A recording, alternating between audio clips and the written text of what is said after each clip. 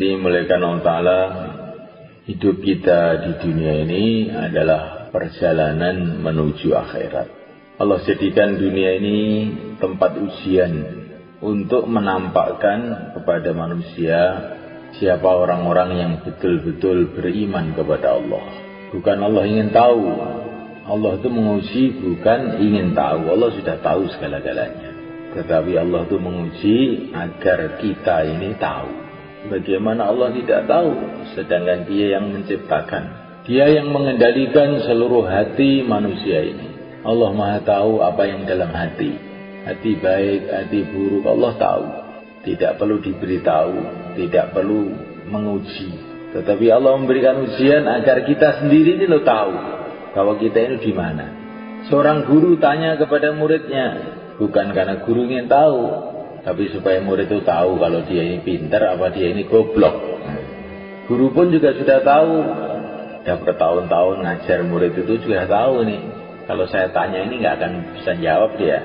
Tapi kadang-kadang murid ini merasa pintar, nggak ditanya biar dia tahu kalau dia ini goblok. Allah Maha tahu segala-galanya, Dialah yang menentukan segala-galanya. Allah menguji manusia dengan macam-macam keadaan. Keadaan itu dua aja, keadaan menyenangkan, keadaan menyusahkan. Wa nabluukum bisyarri wal khairi fitnah atashkurun. Aku akan menguji kepada kamu dengan kebaikan dan keburukan. Allah datangkan perkara-perkara yang baik, yang menyenangkan. Allah datangkan perkara-perkara yang buruk, yang menyusahkan. Disitulah tampak bagaimana iman kita. Kalau orang itu imannya benar, maka menghadapi perkara yang menyusahkan, dia tawajuh kepada Allah. Karena yang menyusahkan ini pada hakikatnya Allah pula yang mendatangkan. Kalau dia menghadapi perkara yang menyenangkan, hatinya juga tawajuh kepada Allah.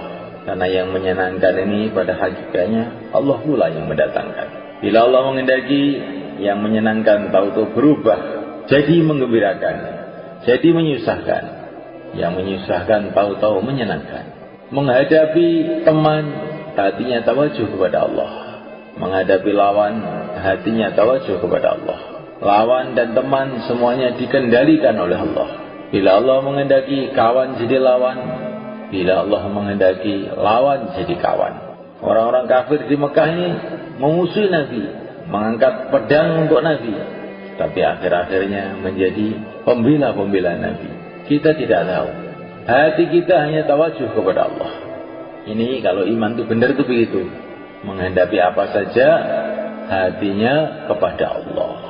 Hasbunallah, cukup Allah. Kita ini adalah hamba. Hamba tidak punya apa-apa. Kita tidak berhak menilai Tuhan. Kenapa Tuhan berbuat begini? Kenapa Tuhan berbuat begitu? Itu bukan hak kamu. Urusan kamu itu adalah apa yang harus kamu kerjakan? Apa perintah Allah untuk kamu? Itu yang kamu pikirkan. Apa yang akan dibuat oleh Allah? Itu bukan urusan kamu. La yus'alu amma yaf'al wa hum yus'alun. Kamu tidak berhak untuk bertanya, kenapa Allah berbuat begini? Tapi kamulah yang akan ditanya oleh Allah. Kenapa kamu berbuat begitu? Kenapa kamu berbuat begini? Ini perkara ini penting mulai kan? Inilah iman. Ada sebagian orang itu kalau gembira lupa kepada Allah, nanti kalau sedih baru ingat pada Allah. Ada orang yang sebaliknya, kalau sedih lupa kepada Allah, kalau gembira baru ingat kepada Allah. Orang yang beriman yang benar, sedih ya ingat pada Allah, gembira juga ingat pada Allah. Menghadapi apa saja hatinya kepada Allah. Innallaha ma'ana, Allah bersama kita. Innallaha ma'ana, Allah bersama kita. Itulah pelajaran dari yang mulia Nabi Agung Sallallahu Alaihi Wasallam kepada Sayyidina Abu Bakar di Gua Thaur ketika dikepung oleh musuh dari segala arah.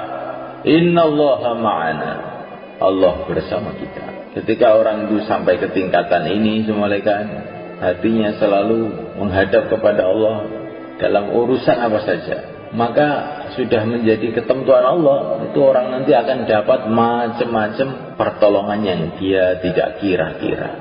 Selagi manusia itu hanya terkesan dengan makhluk, gembiranya dengan makhluk, susahnya dengan makhluk, maka dia tidak akan dapat pengalaman iman. Tapi kalau orang itu hatinya sudah betul-betul menghadap kepada Allah dalam suasana-suasana apapun, maka di saat itulah dia dapat pengalaman. Pengalamannya orang ahlul iman, pengalamannya para nabi, pengalamannya para sahabat. Kapan para sahabat dapat pengalaman-pengalaman hebat-hebat itu? Ketika hatinya itu tawajuh total, menghadap total kepada Allah, tidak terkesan dengan makhluk. Insyaallah mereka.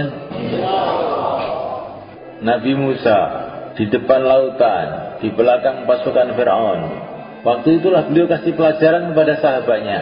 Inna ma'iya Rabbi, Tuhanku bersamaku. Gak usah terkesan dengan lautan, gak usah terkesan dengan pasukan Fir'aun. Ini datang pertolongan Allah. Nabi Ibrahim alaihissalam menghadapi Namrud, menghadapi semua orang kafir seluruh dunia. Beliau tidak terkesan dengan keadaan. Hasbunallah wa ni'mal wakil, cukup Allah. Akhirnya dapat pertolongan Allah. Itu juga baginda Nabi dikepung di Gua Thaur. Innallaha ma'ana, Allah bersama kita. Akhirnya datang pertolongan Allah. Nah, kita belajar begitu insyaallah malaikat. Nah, supaya kita ini bisa istiqomah iman seperti ini malaikat. Caranya itu gimana? Kalau kita ini istiqomah dalam perjuangan Rasulullah Sallallahu alaihi wa ala alihi wasallam. Kalau orang itu istiqomah dalam perjuangan Rasulullah ini, hatinya itu akan jadi mudah istiqomah iman. Pertama kali istiqomah dakwah, di mana saja bicara agama. Bicara itu penting malaikat. Karena kalau orang itu bicara, itu mesti mikir akhirnya itu. Sebetulnya mendengar itu juga menjadikan orang mikir, tapi lebih kuat mulut. Karena kalau mulut bicara, telinganya mesti mendengar, ya enggak? Kalau mulutnya bicara, telinganya mendengar, akhirnya otomatis otaknya berpikir. Kalau otaknya berpikir, lama-lama hatinya terasa. Nah, mendengar, berbicara, mendengar, berbicara, mendengar, berbicara. Hati seseorang tidak akan lurus sebelum mulutnya lurus, kata Nabi. Istiqomah taklim, istiqomah ibadah, istiqomah berakhlak yang baik, istiqomah amal masjid. Bagaimana supaya bisa istiqomah di dalam dakwah dan di dalam amal-amal Nabi itu, supaya istiqomah itu bagaimana? Laqad kana lakum fi Rasulillahi uswatun hasanatun liman kana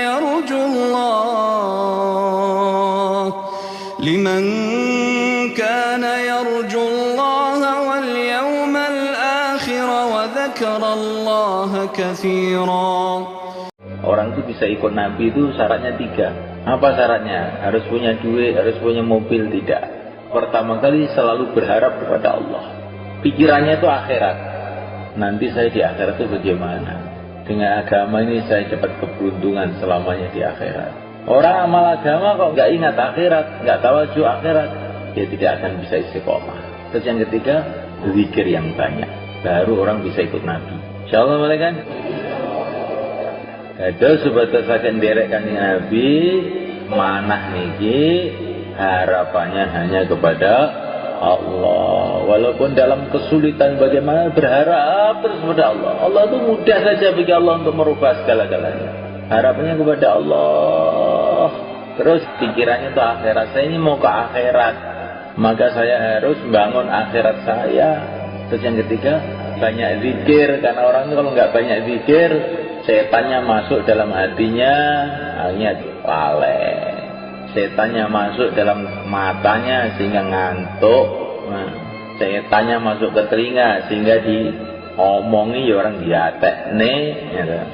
Setannya masuk di perutnya sehingga ingin makan haram, subhat-subhat, si penting boleh mangan. Nah, ya zikir itu penting. Bukan zikir sekedar zikir. Wa dzakarallaha katsiran, zikir yang banyak. Nah, tanpa zikir yang banyak orang nggak akan bisa istiqomah dalam ikut Nabi. Maka untuk supaya bisa begini bagaimana? Harapannya kepada Allah terus, pikirannya ke akhirat terus, ya. Zikirnya yang banyak. Insyaallah malaikat.